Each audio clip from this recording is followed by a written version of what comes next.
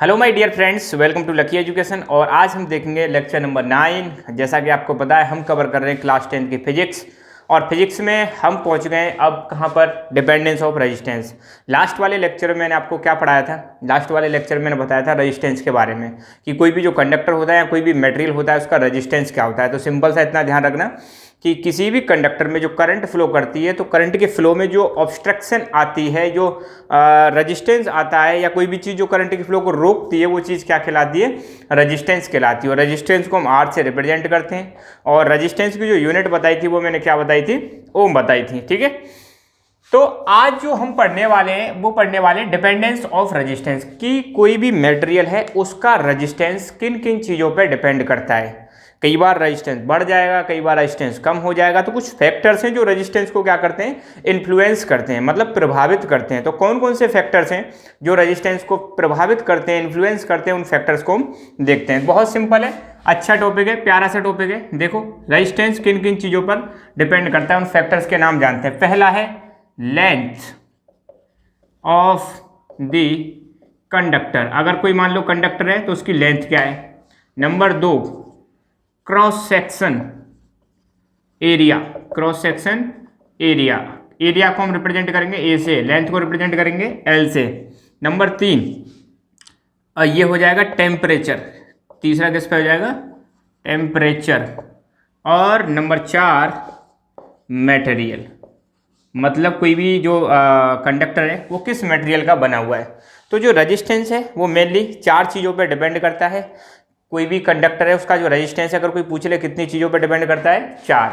Number 1 length of the conductor, length को हम represent करेंगे एल से।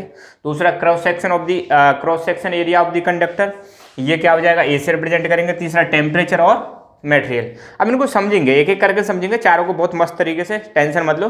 फिलहाल तो इतना ध्यान दो कि जो रेजिस्टेंस है वो 4 चीज़ों पर डिपेंड करता है। ट्रिक एक बनाई थी हमने इसकी, लाल एटीएम। अगर आप भूल जाओ कि रेजिस्टेंस किन किन चीज़ों पर डिपेंड करता है तो उसकी ट्रिक है। ठीक है, यहाँ पे लाल में से ए एल को हटा दो, सिर्फ एल ले लो।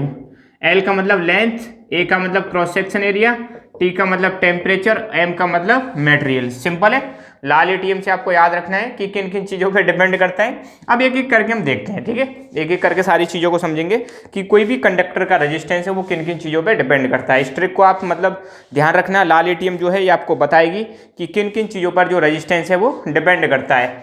अब हम 1 बाई 1 हम इनको देखते हैं। 1 बाई 1 कैसे देखते हैं? पहली चीज़ है लेंथ ऑफ द कंडक्टर। कैसे लेंथ पर डिपेंड करता है? Length of the conductor. अब मैंने कुछ जो चीज़ें बेसिक बता रखी हैं वो आपको जरूर देखनी है। अगर वो नहीं आती ना बार बार तो मैं उनको बताऊंगा नहीं, वैसे ही वीडियो का फालतू में टाइम बढ़ेगा। ठीक है, तो बहुत सारी चीज़ें मैं बता चुका हूँ, फिर भी एक बार हल्का सा रिवाइज करा दूंगा। तो देखो कोई भी कंडक्टर है, कंडक्टर मतलब जिसमें से करंट फ्लो कर रही है, नॉर्मल वायर हो सकता है, तो उसकी लेंथ जो है वो कैसे मतलब डिफाइन करेगी किसको? रेजिस्टेंस को। तो यहाँ पर सिंपल सी बात है, आर जो है डायरेक्टली प्रोपोर्शनल होता है एल के। ये पहला मतलब हमारा रिलेशन निकल के आया है। मतलब क्या है? ये मान लो कोई कंडक्टर है, एक कंडक्टर ये हो गया और एक कंडक्टर ये हो गया। बताओ कौन सा वाला कंडक्टर बड़ा है? सिंपल सी बात है, लंबा कौन सा है? तो लंबा वाला कंडक्टर कौन सा हो जाएगा? ये हो जाएगा। इसकी लेंथ क्या है? ज़्यादा है। इसकी लेंथ क्या है? कम है। ठीक है, हम क्या कह रहे हैं कि जो किसी भी कंडक्टर का जो लेंथ है वो रेजिस्टेंस के क्या होती है? डायरेक्टली प्रोपोर्शनल होती है। या हम कह सकते हैं कि रेजिस्टेंस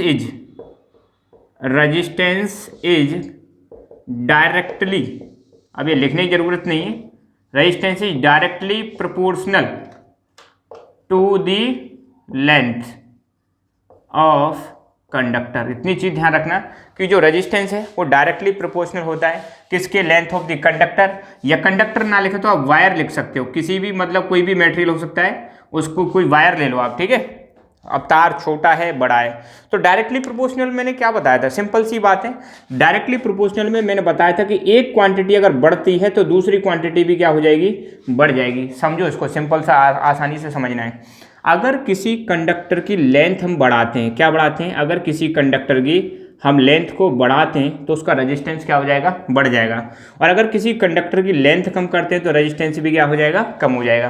क्योंकि डायरेक्टली प्रोपोर्शनल में क्या होता है, एक चीज़ बढ़ती है तो दूसरी चीज़ भी बढ़ेगी, एक कम होगी तो दूसरी चीज़ भी क्या हो जाएगी, कम हो जाएगी। तो सिंपली भाषा में हम ये कह सकते हैं कि जितना लंबा वायर होगा, जितना लंबा कंडक्टर होगा, उसका उतना ही ज़्यादा क्या होगा, रेजिस्टेंस होगा।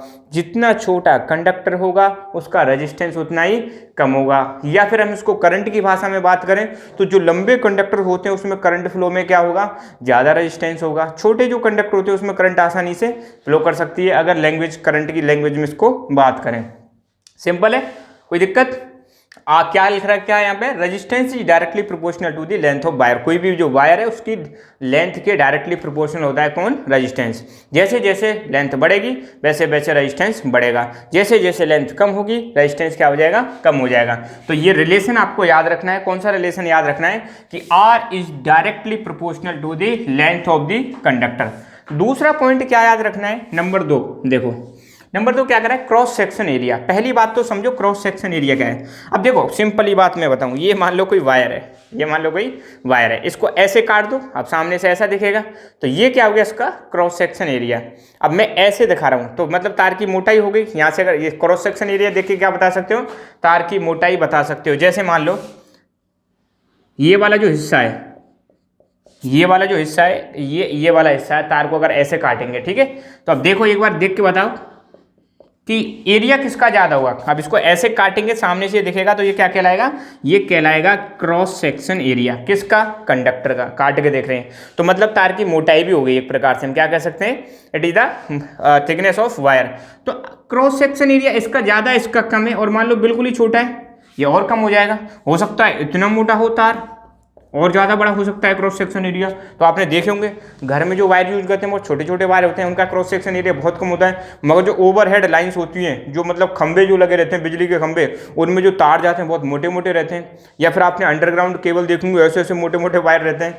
तो जितना ज़्यादा तार की मोटाई होगी उसका क्रॉस सेक्शन एरिया उतना ही ज़्यादा होगा। पतले पतले तारों का क्रॉस सेक्शन एरिया क्या होता है, कम होता है। तो क्रॉस सेक्शन एरिया का मतलब क्या है, सिंपली भाषा में अगर मैं बताऊँ, तार की मोटाई, वायर की मोटाई, कंडक्टर की मोटाई। अब दूसरा हमारा जो है क्रॉस सेक्शन एरिया, दूसरा फैक्टर क्या है, क्रॉस सेक्शन एरिया या एरिया ऑफ क्रॉस सेक्शन, एक ही बात है। इससे क्या रिलेशन है इसका, इसका सिंपल सा रिलेशन है कि R is inversely proportional to cross section area. ये आ गया हमारा सेकंड रिलेशन। यहाँ हम कह सकते हैं कि जो रेजिस्टेंस है वो इनवर्सली प्रोपोर्शनल होता है किसके, क्रॉस सेक्शन एरिया के। हम लिखूँ तो मैं लिख सकता हूँ resistance is inversely proportional, resistance is inversely proportional to the area of cross section, area of cross section. तो ध्यान रखना, देखो नोट्स की टेंशन मत लेना, आप लिखना मत, आप चीज़ें समझ लो। नोट्स मैंने टेलीग्राम चैनल पर डाल रखे हैं, अगर किसी बच्चे को कोई प्रॉब्लम आती है तो सुनो, सिंपल है, मैं सिंपल सी बता देता हूँ। टेलीग्राम चैनल अपना लकी एजुकेशन है, वहाँ पर आप जाना, सर्च करना, इलेक्ट्रिसिटी सर्च कर लेना, और फिर आपको अपने आप रिजल्ट्स मिल जाएंगे। तो नोट्स डले हुए हैं, नोट्स की टेंशन मत लो। यहाँ पर अपना फोकस किस पे रखो, लर्निंग पे रखो, ठीक है। तो नोट्स बने रखें, कोई दिक्कत आए तो मुझे बताना, ठीक है। बिल्कुल टेंशन नहीं लेनी है, नोट्स सारे अवेलेबल है, घबराओ मत, ठीक है। फिर भी कोई दिक्कत आए तो नीचे कई सारे कॉन्टैक्ट दे रखे हैं, तो आप कहीं भी मैसेज कर देना, मैं पर्सनली भेज दूंगा आपको नोट्स। तो नोट्स की टेंशन मत लो। तो क्रॉस सेक्शन एरिया की मैं बात कर रहा हूं। क्रॉस सेक्शन एरिया मतलब तार की मोटाई। हम क्या कह रहे हैं कि जो रेजिस्टेंस है वो इनवर्सली प्रोपोर्शनल है। इनवर्सली में बताया था, नीचे आ जाएगा डायरेक्टली प्रोपोर्शनल, इनडायरेक्टली प्रोपोर्शनल, ये मैं पहले ही समझा चुका हूं, ठीक है। अब इनडायरेक्टली प्रोपोर्शनल में क्या होता है, एक क्वांटिटी बढ़ेगी, दूसरी क्वांटिटी क्या हो जाएगी, कम हो जाएगी। एक कम होगी, दूसरी बढ़ने लगेगी, ऐसे सिस्टम चलेगा। आपने देखा हो तो कई बार ऐसे समझ लो, जो कांटा होता है ना, कांटा मतलब जो जिस पर हम वजन तोलते हैं, एक तरफ ज़्यादा सामान रख दो तो वो उधर हो जाएगा, इधर ज़्यादा रख दो तो वो उधर ऊपर चला जाएगा। कांटे में जो ऊपर नीचे चलता रहता है, ठीक है। खैर कोई दिक्कत वाली बात नहीं है। तो इतना ध्यान रखना कि यहाँ पर अगर किसी कंडक्टर की मतलब एरिया ऑफ क्रॉस सेक्शन बढ़ा है, मतलब क्या हो रहा है यहाँ पे, अगर किसी कंडक्टर का एरिया ऑफ क्रॉस सेक्शन क्या हो रहा है, बढ़ रहा है, तो रेजिस्टेंस क्या हो जाएगा, कम हो जाएगा। एरिया ऑफ क्रॉस सेक्शन कम हो रहा है तो रेजिस्टेंस बढ़ जाएगा। ठीक है, सिंपल सी बात है। मतलब कहने का ये भाई देखो, तार अगर मोटा है, तार कैसा है, मोटा है, तो उसका रेजिस्टेंस कैसा हो जाएगा, कम हो जाएगा। तार कैसा है, कम मोटा है, बहुत ही कम मोटा है, एरिया ऑफ क्रॉस सेक्शन क्या है, बहुत ही कम है, तो रेजिस्टेंस क्या हो जाएगा, उसका बढ़ जाएगा। भाई सिंपल सी बात है। आपको पता है रेजिस्टेंस का सीधा सीधा संबंध किससे है, इलेक्ट्रिसिटी से। और रेजिस्टेंस क्या है, जो इलेक्ट्रिसिटी के फ्लो में कोई भी चीज़ जो ऑब्स्ट्रक्शन क्रिएट करती है वो क्या कहलाती है, रेजिस्टेंस कहलाती है। अब सोचो, मोटा तार होगा तो करंट आराम से फ्लो करेगी, आसानी से फ्लो करेगी, सिंपल सी बात है। भाई ये बड़ा चौड़ा रोड है, तो चौड़े रोड पे तो भाई आसानी से लोग वहाँ जा सकते हैं, आ सकते हैं, मगर पतला सा रोड है, नैरो बहुत ही ज़्यादा, एक गली टाइप की, और उसमें लोगों को गुजारे एक साथ कि भाई जाओ 100 लोग निकलो यहाँ से, हालत ख़राब हो जाएगी। और फिर हम कहेंगे बड़ा सा रोड है, मतलब बड़े बड़े हाईवे टाइप का रोड है, निकालो वहाँ से, आसानी से जा सकते हैं। तो सिंपल सी बात है, तार की अगर मोटाई बढ़ेगी तो रेजिस्टेंस कम हो जाएगा, करंट आसानी से फ्लो करेगी। तार की मोटाई कम होगी, या हम जिसको हम कह सकते हैं क्रॉस सेक्शन एरिया, तो क्रॉस सेक्शन एरिया कम होगा तो करंट को फ्लो करने में थोड़ी दिक्कत आएगी, तो मतलब रेजिस्टेंस ज़्यादा हो जाएगा। तार का एरिया बढ़ जाएगा, क्रॉस सेक्शन एरिया बढ़ जाएगा, करंट आसानी से फ्लो करेगी, और रेजिस्टेंस भी क्या हो जाएगा, कम हो जाएगा। सिंपल सा है। दोबारा बता देता हूँ, रेजिस्टेंस डायरेक्टली प्रोपोर्शनल होता है लेंथ के, लेंथ बढ़ेगी रेजिस्टेंस बढ़ेगा, लेंथ कम होगी रेजिस्टेंस कम होगा। रेजिस्टेंस इनडायरेक्टली प्रोपोर्शनल होता है cross section area. Cross section area क्या होता है, तार की मोटाई। ये तार हो गया मान लो बड़ा, इसको काट दो, यहाँ से सामने से जो एरिया दिखेगा ये क्या हो जाएगा, क्रॉस सेक्शन एरिया। तो क्रॉस सेक्शन एरिया मोटे तार का ज़्यादा होगा और छोटे तार का कम होगा, जो कम मोटा है, ठीक है। तो यहाँ पे क्या रिलेशन है कि रेजिस्टेंस इनवर्सली प्रोपोर्शनल होता है क्रॉस सेक्शन एरिया के, मतलब रेजिस्टेंस बढ़ाएंगे क्रॉस सेक्शन एरिया कम होगा। और सॉरी, ऐसे समझ लो इसको कि क्रॉस सेक्शन एरिया बढ़ाएंगे रेजिस्टेंस कम होगा, और क्रॉस सेक्शन एरिया कम करेंगे रेजिस्टेंस बढ़ जाएगा। रिलेशन मैंने बता दिया है कि करंट को मतलब फ्लो करने में दिक्कत नहीं होती अगर क्रॉस सेक्शन एरिया ज़्यादा है, और क्रॉस सेक्शन एरिया कम है तो करंट को फ्लो करने में क्या होगी, दिक्कत होगी। दो रिलेशन तो ये हो गए। तीसरा वाला है टेम्परेचर, ठीक है। तो ये दो आपको समझ में आ गए। अच्छा, इन दो से एक चीज़ और आती है, मैं उसको यहाँ पर रिलेशन बता देता हूँ, वो आगे भी बता दूंगा। अगर हम इन दोनों इक्वेशन को हम क्या करें, मर्ज कर दें। देखो यहाँ पर एक डेरिवेशन से आ जाती है बड़ी छोटी सी। अगर हम इक्वेशन 1 और 2 को क्या कर दें, मर्ज कर दें, इक्वेशन 1 एंड 2 इनको यहाँ लिख सकते हैं फ्रॉम इक्वेशन 1 एंड 2, तो R हो जाएगा R proportional L upon A, ये निकल के आ जाएगा। अब मान लो यहाँ से हम प्रोपोर्शनल का साइन हटा रहे हैं, तो क्या लिख सकते हैं, R equal to rho L upon A। अब देखो ये मैंने रो जो लिया है, इसको हम रो बोलते हैं, ये है कांस्टेंट है। क्या है ये, एक कांस्टेंट है। कई बुक्स में के ले लेते हैं, आप चाहो तो के ले लो, कुछ भी ले लो, कोई दिक्कत नहीं है, मगर ये कांस्टेंट क्या है, इसको हम बोलते हैं यहाँ पे स्पेसिफिक रेजिस्टेंस। क्या बोलते हैं, स्पेसिफिक रेजिस्टेंस। ये हम आगे चर्चा करेंगे, ठीक है। और यहाँ इसको हम बोल सकते हैं स्पेसिफिक रजिस्टिविटी, या तो स्पेसिफिक रेजिस्टेंस बोल लो, या इसको हम रजिस्टिविटी भी बोल सकते हैं। ये चीज़ आपको ध्यान रखनी है, ठीक है। तो स्पेसिफिक रेजिस्टेंस या रजिस्टिविटी क्या बोल सकते हो, रजिस्टिविटी भी बोल सकते हो, ठीक है। तो ये रजिस्टिविटी का फॉर्मूला, अगर कोई पूछे कि रजिस्टिविटी का फॉर्मूला क्या है, तो उसके क्रॉस मल्टीप्लाई कर दो, क्या हो जाएगा, रो एल बराबर आर मल्टीप्लाई ए, और रो बराबर क्या हो जाएगा, R multiply A upon L, ठीक है। ये किसका फॉर्मूला आ जाएगा, रजिस्टिविटी का। अगर इसकी यूनिट निकालनी है वो हम आगे निकालेंगे। तो यहाँ पर ये मैंने बता दिया, इसको दोबारा और बताऊंगा, टेंशन मत लो, फिलहाल तो बस इतना ध्यान दो, यहाँ तक चीज़ें क्लियर है। मैंने बताया कि रेजिस्टेंस 4 चीज़ों पर डिपेंड करता है। शॉर्ट ट्रिक क्या बताई थी, लाल एटीएम, क्या बताई थी, लाल एटीएम। एल मतलब लेंथ ऑफ द कंडक्टर, ए मतलब एरिया ऑफ क्रॉस सेक्शन। दो चीज़ें हमने देख ली। क्या देखा, रेजिस्टेंस प्रोपोर्शनल होता है लेंथ के, रेजिस्टेंस इनवर्सली प्रोपोर्शनल होता है किसके, एरिया ऑफ क्रॉस सेक्शन के, ठीक है। अब बचे हमारे टेम्परेचर और मटेरियल, इनको देखते हैं। ये आपने नोट डाउन कर लिया होगा, मैं इसको एक बार इरेज करता हूँ, ठीक है। तो अभी हमने दो चीज़ें देखी बस, एक तो लेंथ ऑफ द कंडक्टर देखा और क्रॉस सेक्शन एरिया वाला देखा। अब हम देखेंगे कि टेम्परेचर का क्या इम्पैक्ट पड़ता है, किस पर, रेजिस्टेंस पर। अब टेम्परेचर का इम्पैक्ट पड़ने के लिए हम ध्यान देना, 4 चीज़ों में स्टडी करेंगे। Number 1 conductor. अब देखो मैं स्टार्टिंग में जब वीडियो बनाया था मैंने बताया था कंडक्टर क्या होते हैं, सेमी कंडक्टर क्या होते हैं, और इंसुलेटर क्या होते हैं। तो यहाँ पे 2 चीज़ तो आ गई और 2 चीज़ आपको नई लग रही होंगी, हालांकि ये भी नहीं लग रही होगी। एलॉय तो आप जानते होंगे, मगर हाँ सुपर कंडक्टर जरूर यहाँ पे नया है, ठीक है, ये बताऊंगा। अब देखो यहाँ पे 4 केस लिए गए, इन चारों चीज़ों का हम टेम्परेचर बढ़ाएंगे, और उसका या टेम्परेचर वेरिएशन करने पर, टेम्परेचर को कम या ज़्यादा करने पर इनका रेजिस्टेंस में क्या प्रभाव पड़ता है। देखो एक बढ़िया कंडक्टर है, कंडक्टर की अगर बात करें, अगर किसी कंडक्टर का आप टेम्परेचर बढ़ाओ या घटाओ, किसी कंडक्टर का टेम्परेचर आप इंक्रीज करो तो क्या होगा, उसका रेजिस्टेंस, ध्यान दो ना, अगर किसी कंडक्टर का टेम्परेचर क्या कर रहे हो आप, इंक्रीज कर रहे हो, तो ध्यान देना उसका रेजिस्टेंस भी क्या हो जाएगा, या आर लिख देता हूँ मैं, सिंपली क्या लिख देता हूँ, उसका आर क्या हो जाएगा, बढ़ जाएगा। इतना ध्यान रखना। कोई भी बढ़िया कंडक्टर है यार, देखो सिंपल सी बात है, कोई बढ़िया कंडक्टर है, अपना बढ़िया परफॉर्म कर रहा है, अच्छी कंडक्टिविटी फ्लो कर रही है, मगर किसी कंडक्टर की जैसे जैसे क्या बढ़ेगी, टेम्परेचर बढ़ेगा, जैसे जैसे उसका मतलब तापमान बढ़ेगा तो क्या होगा, इसका रेजिस्टेंस बढ़ जाएगा। ठीक है, कंडक्टर क्या होते हैं, जिसमें से आसानी से करंट फ्लो कर सके। अब सीधी सीधी बात है, मतलब एक कंडक्टर को ऐसे समझ लो कि स्टूडेंट मान लो, जो मतलब बढ़िया परफॉर्म कर रहा है, हर बार 10 में से 10 ला रहा है, आप कह रहे हो नहीं भाई और ला उसको, और कुछ बढ़िया कर, और कुछ बढ़िया कर, वो कहे भाई इससे ज़्यादा बढ़िया क्या करूँ मैं। ठीक है, तो हो सकता है उसकी प्रोडक्टिविटी भी क्या हो जाए, स्टूडेंट की डाउन हो जाए। तो तुम तो सिंपल सी ध्यान रखना, कंडक्टर क्या होता है, पहली बात तो ये ध्यान रखना, जिसमें से करंट आसानी से फ्लो कर सके, जिसका रेजिस्टेंस बहुत कम होता है। अगर उस कंडक्टर का टेम्परेचर बढ़ा दें आप, तो टेम्परेचर बढ़ाएंगे तो रेजिस्टेंस भी क्या हो जाएगा, बढ़ जाएगा। यहाँ पे एक चीज़ ध्यान देनी है कंडक्टर के केस में, कि जैसे जैसे उसका टेम्परेचर बढ़ेगा रेजिस्टेंस बढ़ जाएगा।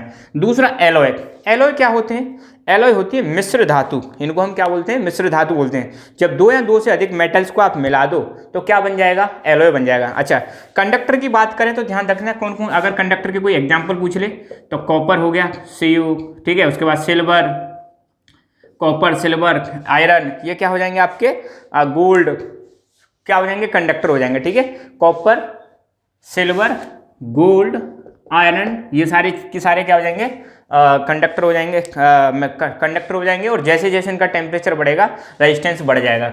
एलॉय की मैं बात कर रहा था, एलॉय क्या होते हैं, मिक्स, ये मतलब क्या होते हैं, टू मेटल्स, दो मेटल्स को, दो या दो मेटल या मोर देन टू को क्या कर दो, मिक्स कर दो, मिक्स कर दोगे तो क्या चीज़ बन जाएगा, एलॉय बन जाएगा। तो ये तो बात रही एलॉय की।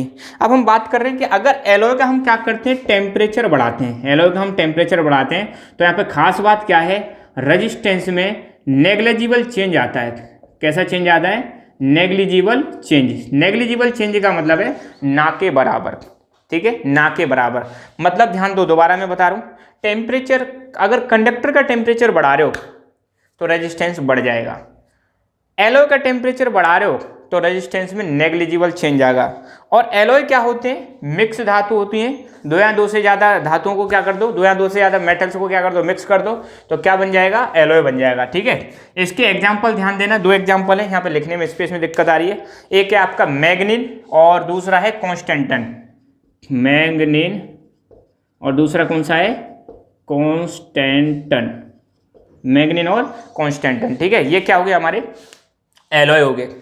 तीसरा है सेमीकंडक्टर। तो सेमीकंडक्टर तो आपको पता ही है, मैं शुरू में बता चुका हूँ। सेमीकंडक्टर की मैंने आपको खासियत बताई थी, क्या बताई थी, कि सेमीकंडक्टर ऐसे मटेरियल होते हैं जो नॉर्मल टेम्परेचर, एक तो नॉर्मल टेम्परेचर पे तो क्या करते हैं, नॉर्मल टेम्परेचर पे तो इंसुलेटर की तरह बिहेव करेंगे। किसकी तरह बिहेव करेंगे, इंसुलेटर की तरह।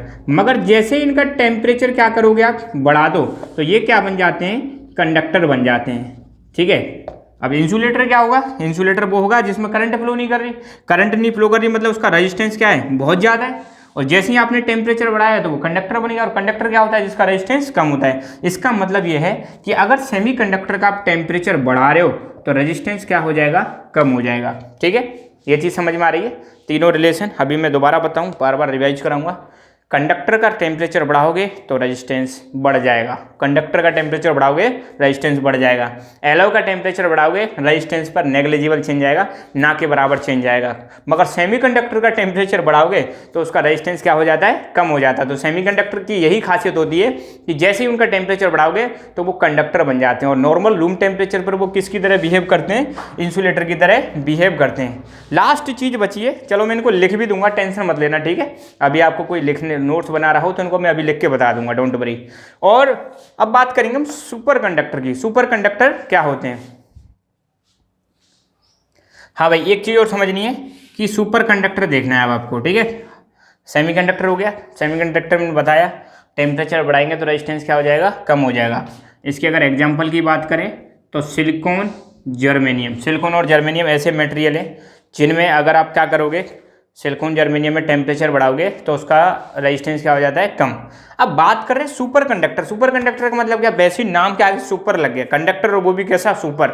भाई कंडक्टर की खासियत क्या है, जिसमें से करंट आसानी से फ्लो करे, एंड सेकंड थिंग उसका रेजिस्टेंस क्या हो, कम हो, उसको हम क्या बोलते हैं, कंडक्टर। सुपर कंडक्टर क्या होगा, जिसका रेजिस्टेंस बहुत ही क्या कर दिया जाए, कम कर दिया जाए। तो कुछ मटेरियल्स ऐसे होते हैं जिनके टेम्परेचर को अगर डिक्रीज करते जाएं, ड्रॉप करते जाएं, कम करते जाएं, कम करते जाएं, तो एक सिचुएशन ऐसी आती है जिस पॉइंट पर वो कंडक्टर का रेजिस्टेंस क्या हो जाता है, जीरो। अब सोचो, रेजिस्टेंस अगर जीरो हो गया तो फिर कंडक्टिविटी क्या हो जाएगी, 100% हो जाएगी, या हम कह सकते हैं उसमें इलेक्ट्रिसिटी सही तरीके से फ्लो करेगी। जैसे मैंने बताया था स्टार्टिंग में, ध्यान दो, अगर किसी रोड पर एक भी ब्रेकर नहीं है तो आप जैसे चाहो वैसे चला सकते हो, फुल स्पीड पर चला सकते हो आप, ठीक है, सीधा रोड है एकदम, और कोई भी रेजिस्टेंस नहीं है, कोई भी मोड़ नहीं है, कोई भी गड्ढा नहीं है, एकदम आइडियल है, तो वहाँ पर आपकी स्पीड कैसी रहेगी, शानदार रहेगी।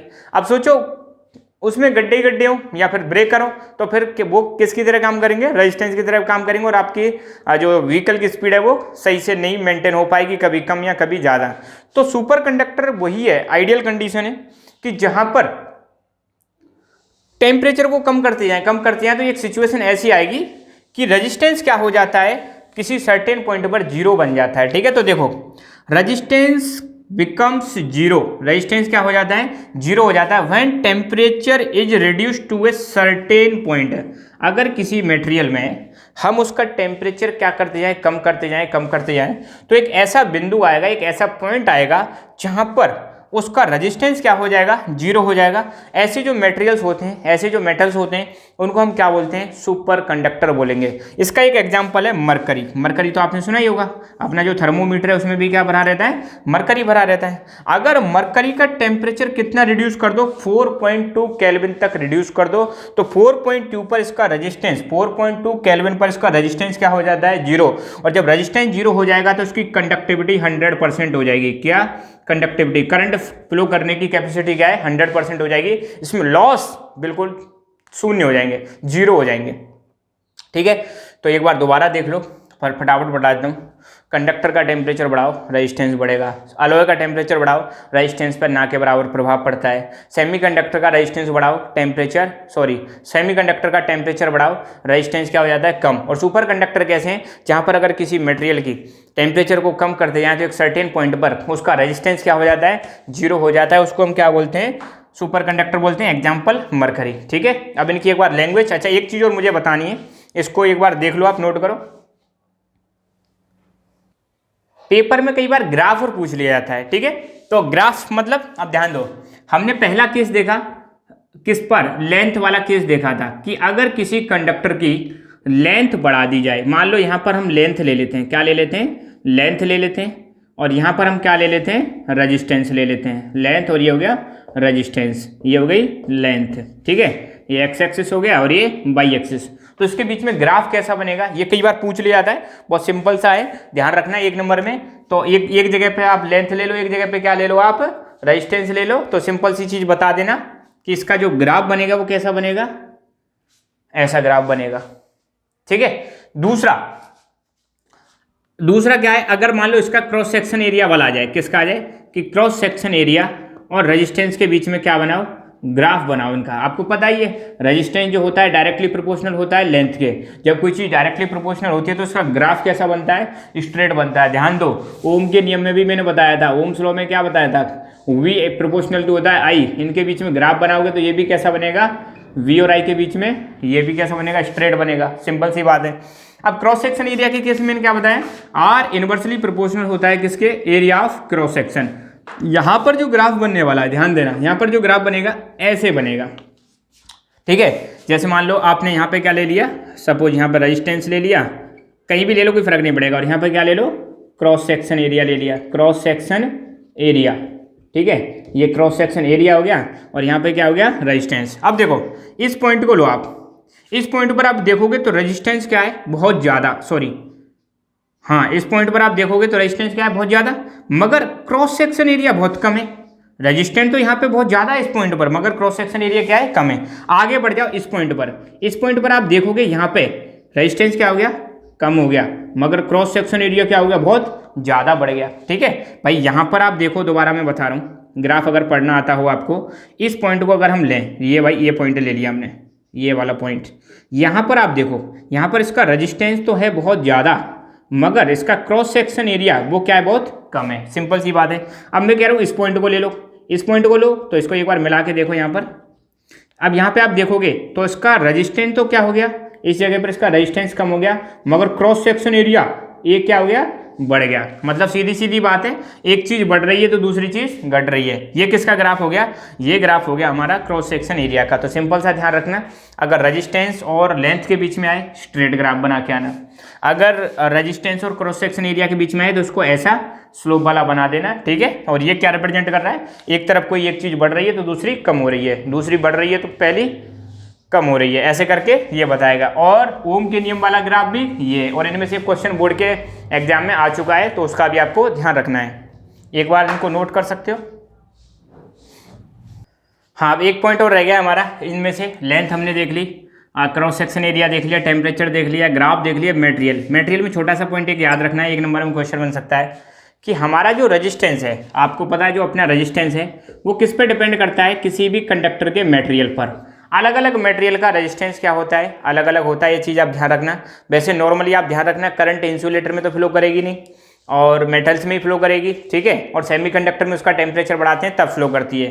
तो मेटल्स में कई सारे मेटल्स होते हैं, अलग अलग जो मेटल्स होता है, अलग अलग मेटल का क्या होता है, अलग अलग क्या होता है, रेजिस्टेंस होता है। किसी का रेजिस्टेंस ज़्यादा होता है, किसी का रेजिस्टेंस कम होता है। जिस कंडक्टर का रेजिस्टेंस सबसे कम होगा उसमें करंट बेस्ट तरीके से फ्लो करेगी। तो एक नंबर में अगर क्वेश्चन पूछ लिया जाए कि which metal is the best conductor of electricity, तो आपको बताना है silver is the best conductor of electricity. Silver जो होता है सबसे बेस्ट कंडक्टर होता है इलेक्ट्रिसिटी का। आप कहोगे सर आप इसको यूज क्यों नहीं करते, यूज इसलिए नहीं करते, अगर मान लो रोड पे अगर सिल्वर के तार लगा दिए, सिल्वर मतलब चांदी के तार लगा दिए, तो चोरी के केस बढ़ जाएंगे, लूट ले जाएंगे। और ऊपर से ये रिसोर्सेज जो सिल्वर जो है, इसकी ऐसा भी नहीं कि बहुत ज़्यादा क्वांटिटी में हमारे पास अवेलेबल है, तो एक कॉस्टली सिस्टम पड़ेगा। बट इतना ध्यान रखना, सिल्वर क्या है, बेस्ट कंडक्टर है। अगर हम कंडक्टर की रजिस्टिविटी देखें कि किसका रजिस्टेंस कम है और किसका ज़्यादा है, तो यहाँ पर 4-5 मटेरियल्स को कंपेयर किया गया है। एल्युमिनियम की रजिस्टिविटी ज़्यादा होती है गोल्ड से, गोल्ड की रजिस्टिविटी ज़्यादा होती है कॉपर से, और कॉपर की रजिस्टिविटी ज़्यादा होती है सिल्वर से। इसका मतलब क्या है कि इसकी जो रजिस्टिविटी है क्या है, लीस्ट मतलब सबसे कम रजिस्टिविटी किसकी होगी, सिल्वर की। रजिस्टिविटी मतलब रजिस्टेंस एक प्रकार से, तो रजिस्टेंस कम है तो करंट ज़्यादा फ्लो करेगी, तो ये कैसा कंडक्टर हो गया, बेस्ट। और जो पहला वाला है इसकी रजिस्टिविटी क्या हो जाएगी, हाईएस्ट हो जाएगी। इसकी रजिस्टिविटी क्या हो जाएगी, हाईएस्ट। रजिस्टिविटी मतलब इसका रेजिस्टेंस क्या होगा, बहुत ज़्यादा होगा। इसका मतलब इसमें करंट कम फ्लो करेगी, इसमें करंट सबसे ज़्यादा फ्लो करेगी। तो ध्यान देना, एल्युमिनियम की रजिस्टिविटी ज़्यादा है होती है गोल्ड से, और गोल्ड की रजिस्टिविटी ज़्यादा होती है कॉपर से, और कॉपर की होती है सिल्वर से। तो हम कह सकते हैं सबसे बेस्ट कंडक्टर सिल्वर, इसके बाद दूसरे नंबर पे कॉपर, फिर तीसरे नंबर पे गोल्ड, और फिर चौथे नंबर पे एल्युमिनियम, ठीक है। तो सबसे ज़्यादा रजिस्टिविटी किसकी है, एल्युमिनियम की। तो हालांकि इनको तो हम यूज ही नहीं करते, देखा है आपने, बहुत रेयर यूज करते हैं, ठीक है। रीजन यही है क्योंकि ये प्रीशियस मेटल्स हैं, हर जगह अवेलेबल भी नहीं है, और फिर चोरी का भी खतरा रहता है, बहुत सारी चीज़ें। तो ये हमने चारों चीज़ें यहाँ पे देख लिया। मैं एक बार फटाफट एक समरी दे देता हूँ,